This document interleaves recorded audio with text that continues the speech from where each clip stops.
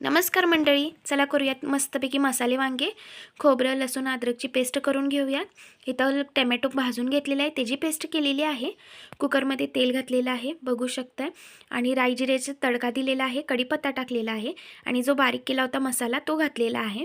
आणि तो परतून झाला की त्यात आपण टोमॅटोची पेस्ट घालणार आहोत चांगला भाजल्यानंतर. आणि टोमॅटो पण व्यवस्थित असं भाजून घेणार आहोत. एकजीव होत नाही तोपर्यंत भाजायचा आहे. इथं मी गॅसची मीडियम फ्लेम केलेली आहे. तोपर्यंत वांगी चिरून घेऊयात. हे जे आपल्याला हवी तशी फोड करून घ्यायची आहे, 4-2. आणि काळी पाडू नयेत म्हणून त्यासाठी एक ट्रिक आहे. इथं बघू शकताय, पाणी घालायचं आहे वांग्यात आणि मीठ टाकून ही वांगी जी 2 फोडी केल्या होत्या त्या अशा उलट्या करून ठेवायच्या आहेत, जेणेकरून वांगी काळी पडत नाहीत. आता आपल्या आवडीनुसार किती तिखट लागते तेवढी चटणी घ्यायची आहे. ही घरची चटणी आहे आणि गरम मसाला घातलेला आहे, बघू शकताय.